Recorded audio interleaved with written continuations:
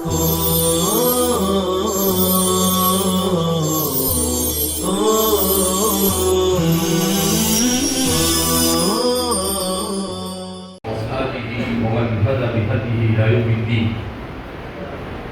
الله تبارك وتعالى في كتابه المجيد والفرقان الحميد أعوذ بالله من الشيطان الرجيم بسم الله الرحمن الرحيم إنما يعمر مساجد الله من آمن بالله واليوم الآخر. وقال النبي صلى الله عليه وسلم من بنى مسجدا بنى الله له بيتا في الجنة. برادران اسلام، سب سے پہلے ہم رب کریم کا شکر ادا کرتے ہیں کہ اس نے مجھے اور آپ کو ایمان اور اسلام جیسی عظیم نعمت سے مالا مال فرمایا ہے۔ میں بارہا اپنے جہاں پر بھی کوئی پروگرام ہوتا ہے تو حضرت علی رضی اللہ تعالیٰ عنہ کا ایک قول نقل کرتا رہتا ہوں۔ حضرت علی فرماتے ہیں دنیا میں انسان کو اللہ رب العزت نے جتنی نعمتیں عطا فرمائی ان نعمتوں میں سب سے بڑی سب سے عظیم نعمت ہے ایمان اور اسلام۔ جس کو ایمان اور اسلام مل گیا اسے دنیا اور آخرت کی بھلائیاں مل گئی۔ تو اللہ نے یہ نعمت ہمیں عطا فرمائی، اسی لیے کہتے ہیں کہ اللہ ایمان اور اسلام اسی کو عطا فرماتے ہیں جس سے اللہ محبت کرتے ہیں، اور دوسری نعمتیں اللہ اس کو بھی دیتے ہیں جس سے محبت کرتے ہیں اور اسے بھی دیتے ہیں جس سے محبت نہیں کرتے۔ مگر ایمان اور اسلام ہمیں ملا، اس کا مطلب یہ ہے کہ اللہ کو مجھ سے اور آپ سے محبت ہے۔ البتہ اس ایمان اور اسلام کو اپنی موت تک لے جانا یہ سب سے اہم چیز ہے۔ ایمان کا مل جانا یہ اللہ کی طرف سے نعمت ہے، کسی کے مانگنے سے نہیں ملتا ہے۔ إِنَّكَ لَا تَهْدِي مَنْ أَحْبَبْتَ وَلَكِنَّ اللَّهَ يَهْدِي مَنْ يَشَاءُ۔ ابو طالب نے جب کلمہ نہیں پڑھا تو رسول اللہ صلی اللہ علیہ وسلم کو بڑا افسوس ہوا۔ آپ صلی اللہ علیہ وسلم یہ چاہتے تھے کہ وہ کسی طریقے سے ہدایت پر آ جائے، تو اس موقع پر قرآن کریم کی آیت کریمہ نازل ہوئی إِنَّكَ لَا تَهْدِي مَنْ أَحْبَبْتَ، آپ جسے چاہے ہدایت نہیں دے سکتے، وَلَكِنَّ اللَّهَ يَهْدِي مَنْ يَشَاءُ، مگر اللہ جسے چاہتا ہے ہدایت دیتا ہے۔ تو یہ ہدایت اللہ کی طرف سے ہے۔ اس ایمان اور اسلام کی قدر مجھے اور آپ کو اگر آج نہیں ہے، الحمدللہ ہے، مگر جیسی ہونی چاہیے ویسی نہیں ہے۔ فَمَا رَعُوهَا حَقَّ رِعَایَتِهَا، قرآن کہتا ہے۔ تو اس کی قدر اس وقت ہوگی جب انسان کل قیامت کے دن دیکھے گا کہ اس کی وجہ سے اسے کیا نعمتیں ملتی ہیں۔ جب وہ جنت میں داخل ہوگا تو سب سے پہلی جو بات وہ جنت میں داخل ہونے کے بعد کہے گا، قرآن کریم کی سورہ اعراف میں اللہ رب العزت نے اس کو بیان کیا ہے کہ جیسے ہی انسان جنت میں داخل ہوگا اور وہ قیامت کی ہولناکیوں سے گزرے گا، قبر اور برزخ کی زندگی سے گزرا ہوگا، کبھی قبر نے اس کو بھینچ لیا ہوگا، کبھی میدان حشر میں وہ جمع ہوا ہوگا، کبھی اس نے دیکھا ہوگا کہ کوئی اپنے گلے تک پسینے میں ڈوبا ہوا ہے، کوئی اپنے سر تک پسینے میں ڈوبا ہوا ہے۔ ان سارے مشکل مرحلوں سے پل صراط سے گزرے گا، ان سب مشکل مرحلوں سے گزر کر جب وہ جنت میں داخل ہوگا اور جنت کی نعمتوں کو دیکھے گا تو وہ جملہ کہے گا جس کو قرآن نے نقل کیا۔ وہ کیا کہے گا؟ الحمدللہ الذی ہدانا لہذا وما کنا لنہتدی لولا ان ہدانا اللہ۔ تمام تعریف اس اللہ کے لیے جس نے مجھے یہاں تک پہنچا دیا۔ وما کنا لنہتدی، ہم ایسے نہیں تھے کہ ہدایت پر آتے، لولا ان ہدانا اللہ، اگر اللہ ہمیں ہدایت نہ دیتا۔ تو اس نعمت کی قدر اس وقت ہوگی، اس لیے کہ وہ دیکھے گا کہ قیامت، پل صراط، عذاب، ان سارے مرحلوں کے بعد بہت سارے لوگوں کو جہنم میں ڈال دیا گیا ہوگا اور وہ چیخ و پکار کر رہے ہوں گے۔ قرآن نے ان کے سارے منظر کو اس آیتوں کے آگے پیچھے بیان کیا ہے۔ وَنَادَى أَصْحَابُ الْأَعْرَافِ رِجَالًا يَعْرِفُونَ كُلًّا بِسِيمَاهُمْ، بڑی تفصیل سے قرآن نے اس کو بیان کیا۔ بہرحال یہاں پر بیان کرنا یہ مقصود ہے کہ اللہ نے یہ نعمت ہمیں عطا فرمائی، اس نعمت کو ہم کس طرح سے موت تک لے جائیں۔ تو اس کو موت تک لے جانے کے لیے سب سے پہلے ہمیں اپنے آپ اس کی فکر کرنی ہوگی کہ یہ ایمان کیسے بچے۔ تو ایمان یہ کیسے بچتا ہے؟ ایمان کے بچانے کے لیے محنت اور جد و جہد کرنی پڑتی ہے۔ اس کے لیے سب سے پہلی چیز وہ کیا ہے کہ انسان اپنی زندگی کے مقصد کو سمجھے کہ میں اس دنیا میں کیوں آیا۔ قرآن کیا کہتا ہے کہ تمہیں اس دنیا میں اس لیے بھیجا کہ تم اللہ رب العزت کی رضامندی کو حاصل کرو. اس دنیا میں میرے اور آپ کے آنے کا مقصد کیا ہے؟ اللہ کی رضامندی کو حاصل کرنا. اور اللہ کی رضامندی کا حصول یہ کہاں سے ہوتا ہے؟ اللہ کی رضامندی کا حصول یہ ہوتا ہے علم اور اعمال صالحہ سے. اور علم اور اعمال صالحہ یہ کہاں سے سیکھنے کو ملتا ہے؟ یہ ہمیں مسجد اور مدرسے سے سیکھنے کو ملتا ہے. کہاں سے سیکھنے میں ملتا ہے؟ اگر دنیا میں اللہ نے مسجدوں کا یہ نظام نہ بنایا ہوتا تو شاید مسلمان کا مسلمان باقی رہنا مشکل ہو جاتا. اگر ان مسجدوں سے اذانیں نہ ہوتی، اگر ان مسجدوں میں دین کے خاطر اس طرح کے بیانات نہ ہوتے، تعلیم نہ ہوتی، مسجدوں میں جمع نہ کیا جاتا، گشت نہ ہوتے، یہ ساری کوئی بھی چیز نہ ایکٹیویٹی ہوتی، تو ایمان کے بچانے کا پاور ہاؤس یہ کیا ہے؟ پاور آف ایمان. یعنی جہاں سے ایمان کو بچایا جاتا ہے، جہاں سے ایمان کی بیٹری کو چارج کیا جاتا ہے، وہ کیا ہے؟ مسجد ہے. یہ تو ہم نے مسجد کو صرف نماز کے لیے، اللہ کے رسول صلی اللہ علیہ وسلم کے زمانے کی مسجد کیا تھی؟ حضور کی مسجد نبوی وہ یونیورسٹی بھی تھی. اللہ کے رسول کی مسجد نبوی وہ مدرسہ بھی تھا. رسول اللہ صلی اللہ علیہ وسلم کی مسجد نبوی وہ پارلیمنٹ بھی تھی.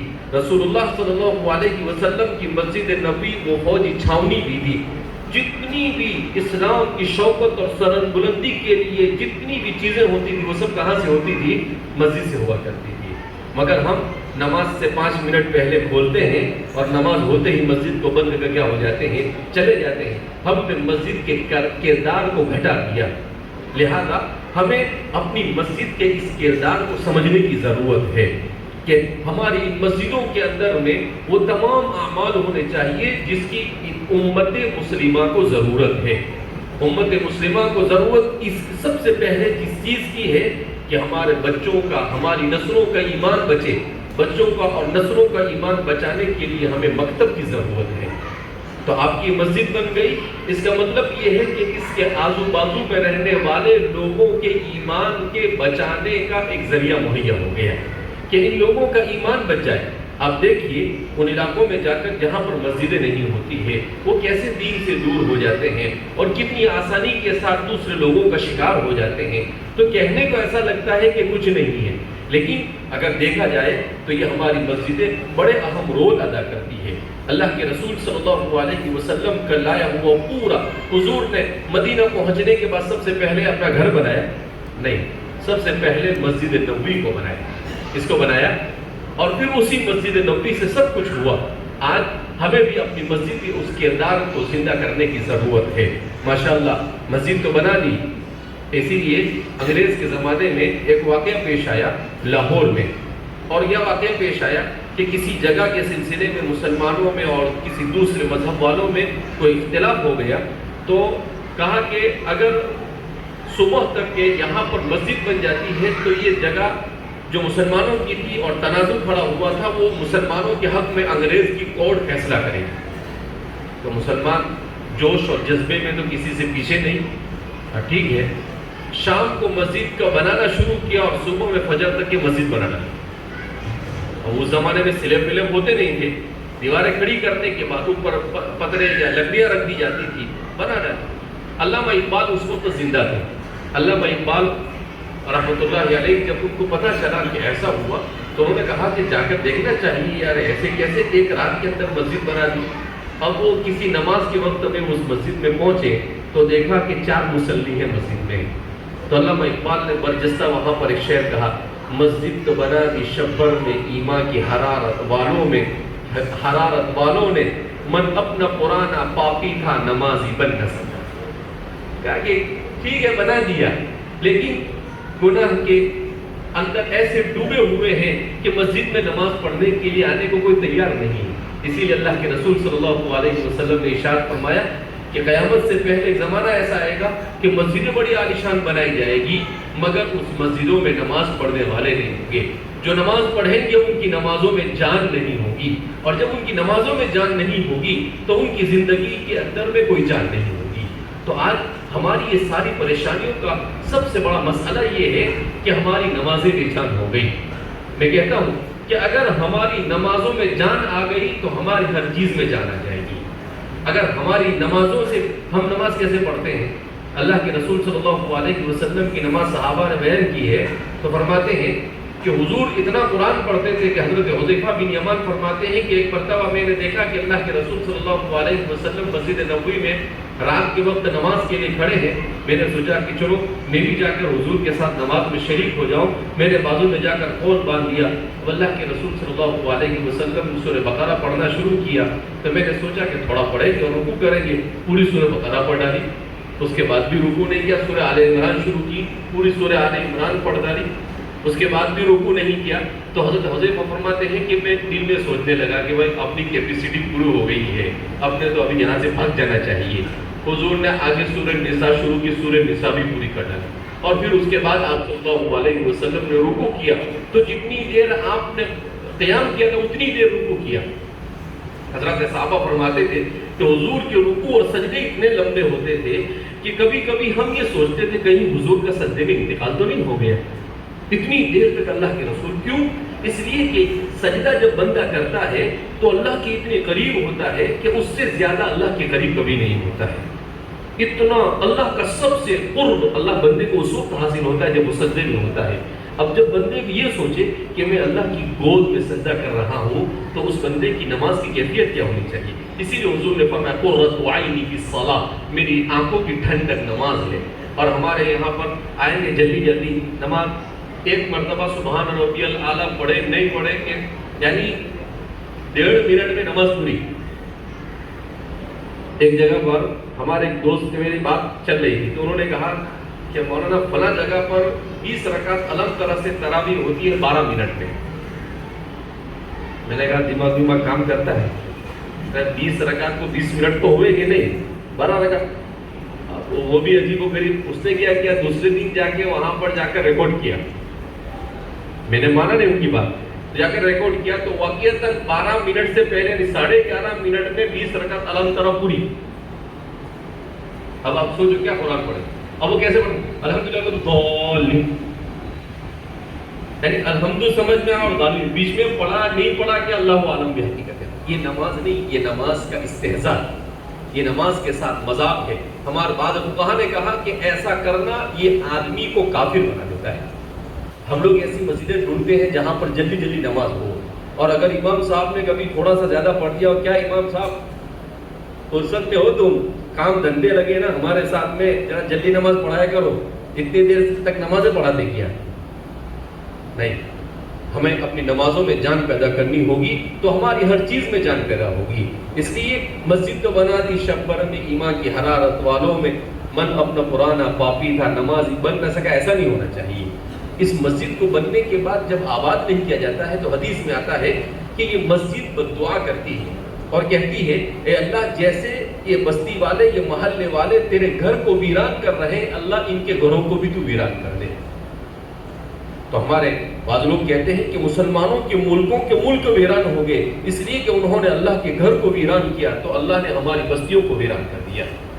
اس لیے یہ ساری پریشانیاں ہمارے اوپر جو آئی ہے, اس پریشانی کا ایک سبب ہماری نمازوں کا درست نہ ہونا, ہماری مسجدوں کا آباد نہ ہونا, ہمارا تعلیم سے دور ہونا, ہمارا اخلاق سے دور ہونا, یہ ساری چیزیں ہیں. آج ہمارے اخلاق کیسے ہیں؟ حقیق الامت مجدد ملت حضرت تھانوی رحمۃ اللہ علیہ فرماتے ہیں کہ جس زمانے میں مسلمانوں کے ساتھ نفرت کی جا رہی ہے, اس زمانے میں مسلمان اگر 2 کام کر لے تو نفرت ختم ہو جائے گی اور محبت میں تبدیل ہو جائے گی.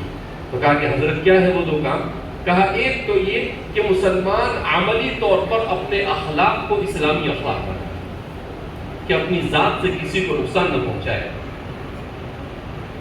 آج بڑا افسوس ہوتا ہے, بعض مرتبہ لوگ کہتے ہیں کہ ارے مولانا کیا بیان کرنا آپ کو, فلاں حاجی صاحب ہے, فلاں آدمی ہے, اور ہم کو ان سے دھوکا ہو گیا.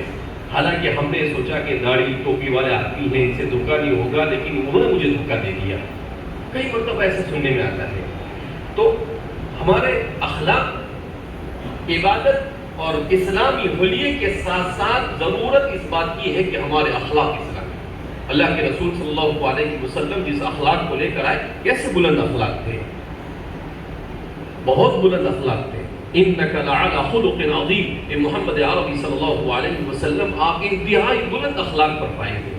آج ہم ہمیں جذبہ ہے، جوش ہے، سب کچھ ہے، مگر نہیں ہے تو ہمارے پاس ہمارے اسلامی اخلاق نہیں ہے۔ حضرت مولانا تقی عثمانی صاحب نے لکھا ہے کہ میں نے جب یورپ کا سفر کیا تو میں نے کہا کہ ان کے پاس سارے اسلامی اخلاق ہے لیکن ان کے پاس ایمان نہیں، اور ہمارے پاس ایمان ہے اور یہ اخلاق نہیں۔ کہا ان کے یہاں پر لائن لگی ہو تو لائن سے آدمی کھڑا ہوگا، کوئی دھکا مکی بھی نہیں کرے گا اور کوئی ایک دوسرے سے آگے بڑھنے کی کوشش نہیں کرے گا۔ اگر کوئی بڑی عمر کا آدمی آیا تو سب مل کر اس کو آگے کر دیں گے، کوئی بڑی عمر کا آدمی ہے اپنے تو کوئی بھی 1 گھنٹے سے میں کہا چل بڈھے پیچھے جا، ہم نہیں دیکھیں گے کہ کیسا آدمی کیسا نہیں۔ اخلاق دنیا میں دل جیتے جاتے ہیں اخلاق سے۔ اسلام اخلاق سے پھیلا ہے، اسلام تلوار سے نہیں پھیلا ہے۔ اسلام کس سے پھیلا ہے؟ انڈونیشیا اس وقت دنیا کا سب سے بڑا اسلامی مسلمانوں کا ملک ہے، جہاں پر مسلمانوں کی تعداد تقریباً 25 کروڑ سے زیادہ ہے۔ اس انڈونیشیا میں مسلمانوں نے ایک مرتبہ بھی جنگ نہیں کی کبھی تاریخ میں آج تک۔ وہاں مسلمان تاجر گئے اور اخلاق کے ساتھ پیش آئے، اسلامی اصول کے مطابق تجارت کی تو وہ پورا کے پورا ملک اسلام میں داخل ہو گئے۔ آج پورے ملک میں مسلمان کے علاوہ کوئی نظر نہیں آتا وہاں پر۔ تو ایسے دنیا کے کئی ملک ہیں جہاں پر جنگ ہی نہیں ہوئی، صرف اسلامی اخلاق کے بلبوتے پر پورے کے پورے ملک اسلام میں کیا ہوئے؟ داخل ہوئے۔ لہذا ہمیں اپنے اخلاق کی اصلاح کرنے کی ضرورت ہے۔ اور دوسری چیز حضرت رحمۃ اللہ علیہ فرماتے ہیں کہ اسلام کے محاسن اور اس کی خوبیوں کو لوگوں کے سامنے بیان کرو کہ اسلام کیا ہے۔ اسلام امن سکھاتا ہے، اسلام سلامتی سکھاتا ہے، اسلام قتل غارت گیری کو نہیں سکھاتا ہے۔ اسلام تو یہ سکھاتا ہے کہ بغیر اس کے چونٹی کو مارنا بھی جائز نہیں، کہ جائے کہ انسان کو مارنا۔ اس کو نہیں مار سکتے آپ، چونٹی کو نہیں مار سکتے۔ ایک مرتبہ اللہ کے رسول صلی اللہ علیہ وسلم نے دیکھا کہ چونٹیاں ہیں اور اس کو کسی نے جلا دیا ہے۔ حضور کا چہرہ انور بالکل سرخ ہو گیا۔ حضور کو جب غصہ آتا تھا تو صحابہ فرماتے تھے کہ حضور کا چہرہ لال ہو جاتا تھا۔ ہم سمجھ جاتے تھے کہ حضور کو کوئی چیز ناگوار گزری ہے۔ تو جیسے اللہ کے رسول کے چہرے کو دیکھا، صحابہ نے پوچھا کہ اللہ کے رسول صلی اللہ علیہ وسلم کیا ہوا؟ حضور نے کہا میں دیکھ رہا ہوں کہ کسی نے چونٹیوں کو جلایا ہے۔ تو کہا کہ اتنی ساری چونٹیاں ہو گئی تو ایسا لگا کہ وہ نقصان پہنچائی۔ حضور نے کہا لا يعذب بالنار الا خالق النار، اللہ کی مخلوق کو جلانا جائز نہیں، اللہ کے علاوہ کوئی آگ کا عذاب آگ کے ذریعے سے کسی کو سزا نہیں دے سکتا ہے۔ اللہ کے رسول صلی اللہ علیہ وسلم نے چونٹی جیسی مخلوق کے ساتھ یہ معاملہ کیا کہ اسے بھی آپ نہیں مار سکتے۔ تو جو اسلام اور جو دین یہ تعلیم دیتا ہو، ظاہر سی بات ہے اس دین کا کیا کہنا۔ ایک صحابی کا اونٹ اللہ کے رسول صلی اللہ علیہ وسلم کی خدمت میں آیا اور حضور سے بات کرنا۔ کون بات کر رہا ہے؟ یہ کہانی نہیں ہے، یہ صحیح روایتوں میں وارد قصہ ہے۔ اللہ کے رسول صلی اللہ علیہ وسلم سے وہ شکایت کرتا ہے اپنے مالک کی۔ کیا شکایت کرتا ہے کہ 8-10 سال تک اس نے مجھ سے خدمت کی اور آج بڑا ہو گیا تو میرے پانی اور میرے کھانے کا خیال نہیں رکھتا ہے۔ حضور نے کہا کہ بھئی اس اونٹ کا کون ہے مالک، بلاؤ اس کو۔ بلائے۔ حضور نے کہا کہ اللہ کے عذاب میں گرفتار ہو جاؤ گے، تم نے جب تک کہ اس سے کام لینا تھا کام لیا اور آج اس کے کھانے پینے کا خیال نہیں کرتے ہو۔ اسے کھلاؤ اور پلاؤ، یہ اللہ کی مخلوق ہے، اس کو کھلانا پلانا بھی صدقہ ہے اور اس میں بھی تمہیں ثواب ملے گا، ورنہ کل قیامت کے دن اللہ کے یہاں پر تمہاری گرفت ہو جائے۔ یہ ہے اسلام۔ ہم لوگوں کو اسلام کی خوبیاں بیان کریں کہ اسلام نے کتنی، اسی لیے 2011 میں امریکہ کے انٹیلیجنس بیورو کے ایک چیف نے ریٹائر ہونے کے بعد ایک کتاب لکھی کہ پوری دنیا میں اسلام کے خلاف لوگ بول رہے ہیں تو آخر ہے کیا۔ اس نے اسلام کا مطالعہ کیا اور اسلام کا مطالعہ کرنے کے بعد وہ حیران ہو گیا اور اس نے کتاب لکھی۔ اس نے کتاب کا نام رکھا The World Without Islam۔ کہ آپ سوچو اگر اس دنیا سے اسلام کو نکال دیا جائے، خدا پاک کی قسم وہ کہتا ہے کہ اگر اس دنیا میں اسلام نہ ہو تو آج جو امن باقی ہے وہ بھی دنیا میں باقی نہ رہے۔ یہ جو کچھ دنیا میں، کون کہہ رہا ہے؟ ہماری دشمن کے انٹیلیجنس بیورو سے تعلق رکھنے والا چیف کہہ رہا ہے کہ جو کچھ دنیا میں خوبیاں ہیں اور جو کچھ اچھائی ہے یہ صرف اسلام کی برکت سے ہے۔ اگر اسلام نہ ہو تو دنیا سے یہ ساری کے ساری خوبیاں کیا ہو جاوے؟ ختم۔ تو اس لیے کہا کہ جو لوگ اسلام کو بلیم کرتے ہیں وہ لوگ ہیں جو تاریخ کو نہیں جانتے ہیں، جنہوں نے اسلام کا مطالعہ نہیں کیا، ورنہ اسلام سے بہتر دنیا میں کوئی مذہب نہیں۔ اگر اسلام نہ ہوتا تو دنیا کی یہ سائنسی ترقی بھی نہ ہوتی۔ اگر اسلام نہ ہوتا تو دنیا میں سیاست کا صحیح اصول بھی کوئی نہ جانتا۔ اگر اسلام نہ ہوتا تو معاشرت بھی کوئی نہ جانتا، بلکہ اس دنیا میں انسان جانوروں سے بدتر زندگی گزارتا۔ تو اتنا خوبصورت دین ہے جس کا اعتراف دشمنوں نے کیا، تو ہم ہے کہ مسلمان ہو کر بھی اپنے دین کو سمجھنے کے لیے اور اپنے اخلاق کو اختیار کرنے کے لیے تیار نہیں۔ اس لیے ضرورت اس بات کی ہے کہ ہم ایسے ماحول میں محبت اور کا ماحول کیسے پیدا کریں؟ اپنے اخلاق اور اپنے کردار کے ذریعے سے، کہ ہم ایسے اخلاق پیش کریں کہ سامنے والے کا دل پسیج جائے۔ اگر آپ کے ساتھ کوئی زیادتی کر رہا ہے، آپ اس کی زیادتی کا جواب اپنے اخلاق سے دیں گے تو وہ خود بخود آپ کا گرویدہ بن جائے گا، بولے گا کہ بیٹے یہ آدمی ہے۔ اللہ کے رسول صلی اللہ علیہ وسلم کے بارے میں آپ نے مشہور ہے، آپ صلی اللہ علیہ وسلم کے راستے میں کانٹا ڈالتی تھی بڑھیا، وہ بڑھیا باندھنے لگی ایک مرتبہ، تو اللہ کے رسول صلی اللہ علیہ وسلم نے اس کے بارے میں پتہ چلا ایک دن کہ وہ کانٹا ڈالنے والی نہیں ہے۔ کہا کیا ہوا؟ کہا وہ بیمار ہو گئی، حضور اس کی عیادت کے لیے پہنچ گئے۔ روزانہ حضور کو تکلیف پہنچا رہی اور آپ اس کی عیادت کے لیے کیا ہو گئے؟ پہنچ گئے۔ ایک بڑھیا کو دیکھا کہ وہ اپنا سامان لے کر جنگل کی طرف بھاگ رہی ہے۔ حضور نے کہا کہ بوڑھی اماں کہاں جا رہی ہے آپ؟ تو کہا کہ میں جنگل کی طرف جا رہی ہوں۔ کہا کیوں جنگل کی طرف جا؟ کہا کہ ایسا سنا کہ مکہ میں ایک آدمی ایسا آیا ہے جو لوگوں کو اپنے دین سے پھرا دیتا ہے، یعنی حضور کے بارے میں کہہ رہی۔ پھر بھی حضور نے ان پر غصہ نہیں کیا۔ حضور نے کہا کہ اماں آپ کی مدد کرتا ہوں، چلو میں آپ کے سامان کو اٹھا لیتا ہوں۔ تھوڑی دور چلنے کے بعد وہ پوچھتی ہے کہ تم کون ہو؟ تو وہ حضور کہتے ہیں کہ میں وہی آدمی ہوں جن کے بارے میں آپ کو یہ کہا گیا، اور تم تو اتنے اچھے آدمی ہو، تمہارا دین تو قبول کر لینا چاہیے۔ تو یہ اخلاق عملی طور پر جو انسان اخلاق کر کے بدلاتا ہے، اس کا جو اثر سامنے والے پر پڑتا ہے، اس کی دنیا میں اس کے لیے اور دوسرا کوئی علاج نہیں۔ اس لیے میرے بھائی دوستوں بزرگوں، ہم اپنے جذبات پر کنٹرول کر اپنے دین کو سیکھیں، دنیاوی تعلیم سے بھی اپنے آپ کو آراستہ کریں۔ ہمارے والد صاحب ہمیشہ کہتے رہتے ہیں کہ مسلمان ڈاکٹر بنے، انجینئر بنے، لیکن سب سے پہلے وہ سچا اور پکا مسلمان ہو، سچا اور پکا مسلمان ہو۔ ہم اپنے دین کو بیچ کر کچھ نہیں کر سکتے ہیں۔ قرآن کریم میں کہا انتم الاعلون ان کنتم مؤمنین، تم سربلند رہو گے اگر تم مومن ہو۔ اس لیے ہم اپنے ایمانی کیفیت اور ایمانی تقاضوں کے مطابق زندگی گزارنے کی کوشش کریں۔ اللہ رب العزت مجھے اور آپ کو اپنے ایمانی تقاضوں پر مکمل طور پر عمل کرنے کی توفیق مرحمت فرمائے، اپنی رضا والے اعمال کی توفیق مرحمت فرمائے۔ جس گھر کو اللہ رب العزت نے تعمیر ہونے کے فیصلے فرمائے، اللہ رب العزت نے جن لوگوں نے تعاون کیا ہے، ماشاءاللہ ہمارے ساتھ ایک ادارہ کام کرتا ہے الامداد فاؤنڈیشن، مجھے مولانا یحییٰ صاحب نے بتایا کہ اس کا بھی تعاون ہے اور آپ کے گاؤں کے لوگوں کا بھی اس میں تعاون ہے۔ تو بہرحال جن لوگوں نے بھی اس میں تعاون کیا، اللہ رب العزت دارین میں ان کو بہترین اجر عطا فرمائے۔ اس لیے کہ حدیث میں آتا ہے کہ اگر کوئی چڑیا کے گھونسلے کے برابر بھی اللہ کا گھر بناتا ہے تو اسے ثواب ملتا ہے، اس کو پوری مسجد بنانے کا ثواب ملتا ہے۔ تو ہمارے محدثین پریشان کہ چڑیا کے گھونسلے کے برابر اس میں کیسے آدمی نماز پڑھے گا؟ کیا اس کا مطلب یہ ہے کہ اگر کوئی ایک اینٹ بھی اپنی حیثیت کے مطابق دے دے تو اس کو پوری مسجد کے ثواب، پوری مسجد بنانے کا ثواب اس کو ملے گا؟ اگر کوئی ایک مٹھی پر کنکر بھی دے دے تو اس کو بھی پورا ثواب ملے گا۔ اللہ کے خزانے میں کہاں کمی؟ اللہ کو انعام دینے کے لیے کوئی فیکٹری لگانے کی ضرورت ہے نہیں، اللہ کے خزانے تو کھلے ہوئے ہیں۔ اللہ تو چاہتا ہے کہ میرے بندے بہانے میں اللہ رب العزت بندوں کو اپنی نعمتوں سے مالا مال کرنا چاہتا ہے۔